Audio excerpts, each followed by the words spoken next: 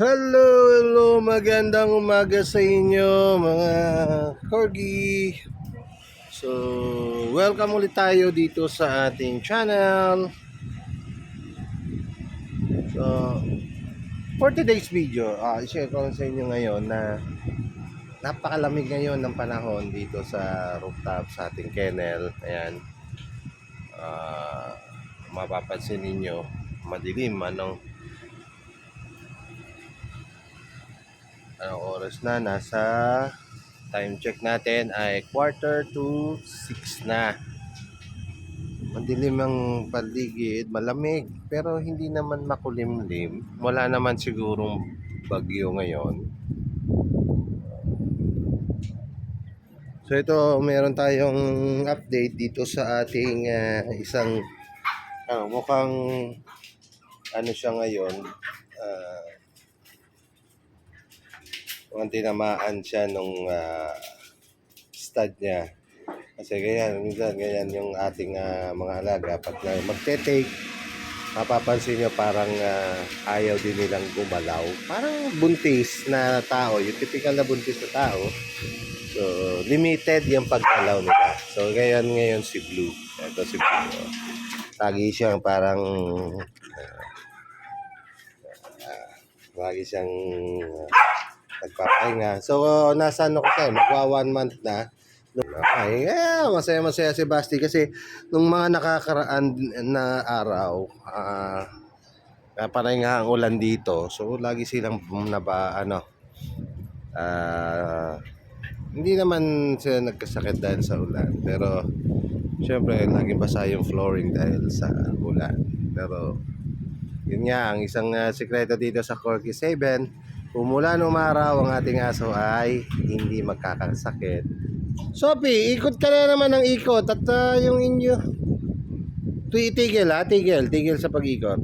So mamaya na tayo, itutuloy yung kwento. Mag-ano muna ako.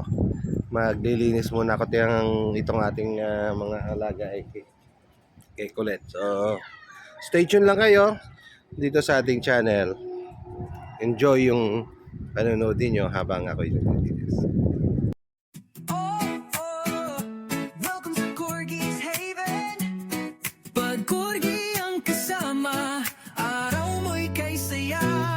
Maliit na katawan pero big ang ngiti. Short legs, fluffy butt, nakakawala ng stress sa gabi. Tingin pa lang, nakaka-good vibes. Sa bawat wiggle-wiggle, tanggal agad ang lungkot vibe. Di mo kailangan lumayo. So, kamusta na kayo dyan mga kakorgi? So ito na, tapos na tayo magpakain.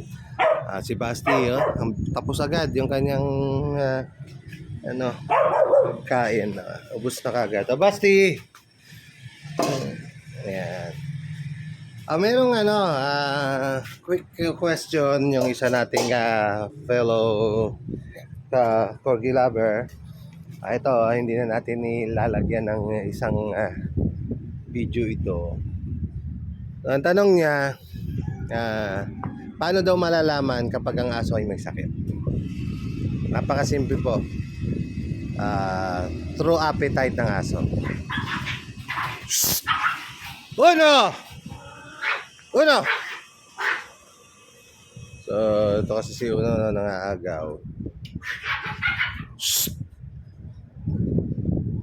Uno! So, simple. True appetite ng aso. Kasi pag ang aso may sakit, asahan nyo, hindi yan kakain. Nawawala yung appetite ng aso. So, yung na simple, aside doon sa nanlalata ang aso, hindi na, most of the time, hindi naman yan. Minsan naman, meron talagang time na hindi sila kakain dahil may nakain na nakapagpasama na dyan. Pero, yun nga, katulad pa rin yun ng na pag may sakit, lost appetite agad yan. So, katulad nito. Diba, kanina sabi ko sa inyo, na itong si ay parang limited yung kanyang galaw. So, hindi kagad natin i-judge na hindi na kagad natin sasabihin na si Blue ay may sakit. Pero tingnan nyo, ang appetite niya, okay. So, wala siyang sakit. Yun ay ang dahilan ng bakit lagi siyang mabagal kumilos, parang gusto niya laging nakahiga. Kasi, suspected na siya, pregnant, buntis. Oo, kasi magwa 1 month na siya sa August 7, 1 month na yung kanyang tiyan. So, talagang parehas lang din ng tao ang mga aso. Mayroong pagkakahalit tulad na kapag nakapagbuntis na yan, syempre, nagpapahinga din yan kasi nga nagkakaroon na ng laman yung kanyang tiyan. So, ayun, meron tayo ditong may puppy tayo isa. Pero yung isa nating tanong naman, dalawa kasi yung tanong na hindi ko na ipapakita kasi ko pa, blur ko pa pangalan nila. So, ang isa pang tanong, ano daw ang preparation na ginagawa ko kapag nag-hit na yung aso o magbe-breed ako ng aso. So, yan ang i-share ko sa inyo. At wala namang malaking sikreto doon. Wala namang sikreto. Wala naman akong ibang ginagawa. Kaya sa susunod na video, yun yung ating tatalakayin. So ayan, nandun naman yung merong nagbabalik kennel tayo. Itong si Lara. Ayan.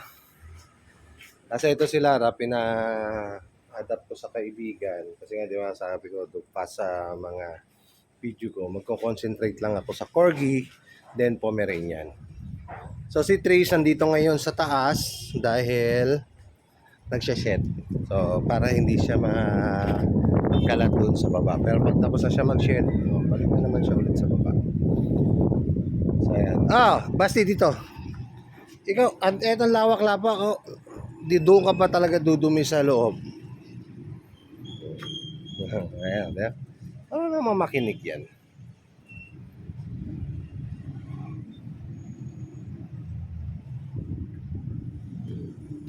So, yan yung ating kwento ngayong araw na ito.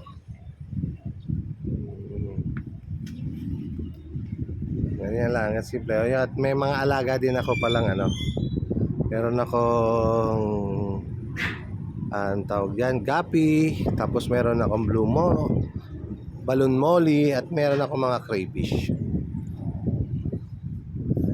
Libangan lang. Hindi naman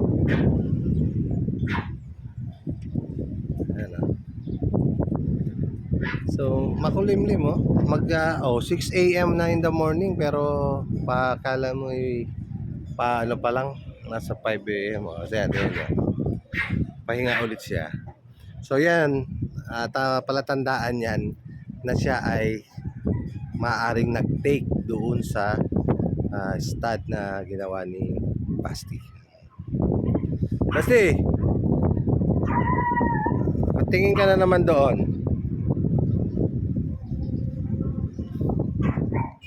At siya nga pala, pag sa susunod na video ko, i-share ko rin sa inyo bakit rain or shine yung aking mga aso ay hindi nagkakasakit. Naliligo sa ulan, basa. Share ko din sa inyo yon. Ano yung ginagawa ko, bakit hindi sila nagkakasakit kahit umuulan. So yan naman yung sa susunod na video na gagawin natin. So maraming salamat sa inyo mga kakorgi. At makikisuya lang po sa inyo kung baka hindi pa kayo nakapag-subscribe dito sa ating channel. Na subscribe lang po kayo dito sa ating channel at paki-hit na rin yung notification bell para pag meron tayong mga bagong video na i-upload ay mapanood nyo rin at mag-notify sa inyo na may video tayong bago. At huwag nyo kalimutan na mag-like and share sa ating channel. Konting lambing lang po mga kakorgi at maraming salamat sa inyo. So see you on my next video. All goods! Sa Corgi is happy, Corgi ang mundo.